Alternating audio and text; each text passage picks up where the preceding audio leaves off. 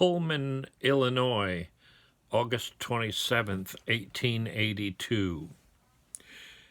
Dear Sister Etta, as I have an opportunity, I will write you a few lines. I received Clara's last letter last night when I went into Chicago and was glad to hear so good a report from you.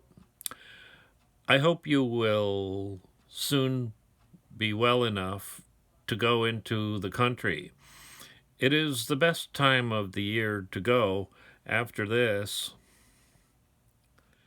I suppose you would like to hear some more of my trip west.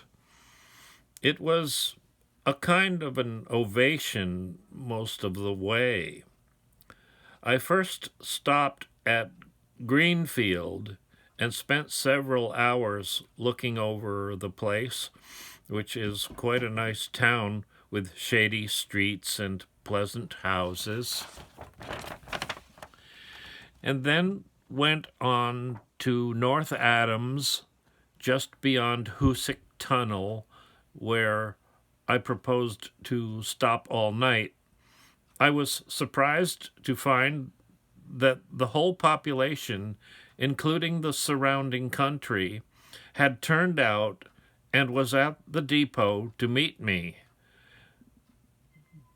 There had been several excursion trains run in with countrymen and maidens.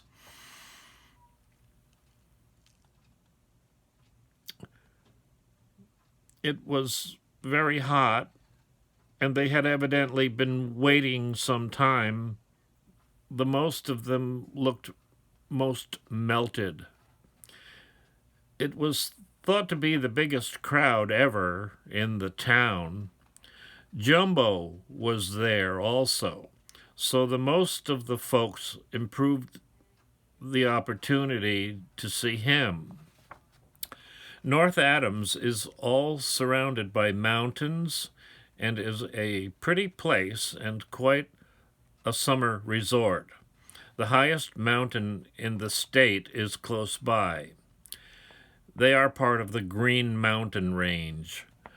I left town the next day for Troy, following the Hoosic River, and so going through a corner of Vermont, and stopped over one train at Hoosic Falls, New York, which has some manufactories, including a large mowing machine works.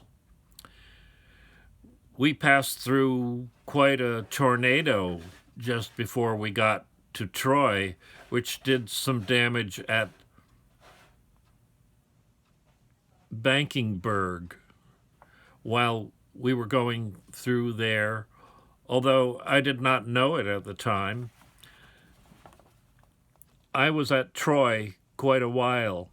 It is a great place for the manufacture of shirts and collars, also stoves and other ironware. While there, I went up to Cohoes on the opposite side of the river at the junction of the Mohawk River.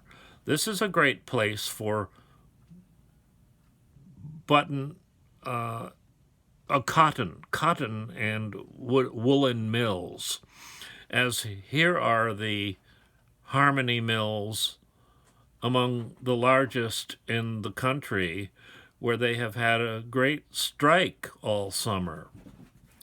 I went up to the falls of the Mohawk near here, which furnished a large power, and it is a high fall, much higher than the Lowell, I should think. I went from Troy to Albany, and here again, the populace had turned out en masse to see me and Jumbo. I saw the new Capitol building, which will cost as much as the Capitol at Washington. When I left there, I went over the New York Central Road following the Mohawk River and stopped next at Utica after dark. I didn't know that I was expected, but I found a company of soldiers with a band drawn up in front of the depot. The music struck up as I got out of the cars. I didn't notice whether they played Hail to the Chief or something else, but it was something appropriate. They also marched under my window later after I had gone to a hotel.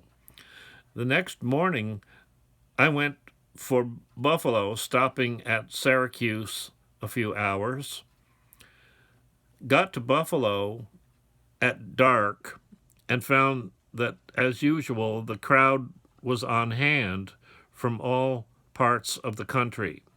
However, I arrived there by going out of a side door and going to a hotel and getting a room after the manner of celebrities generally in such cases, and none too soon, as rooms were pretty scarce there.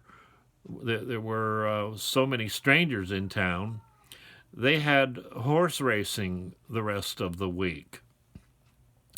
I must leave the subject, hoping you will be interested and that you will write Clara. Yours, Winfield.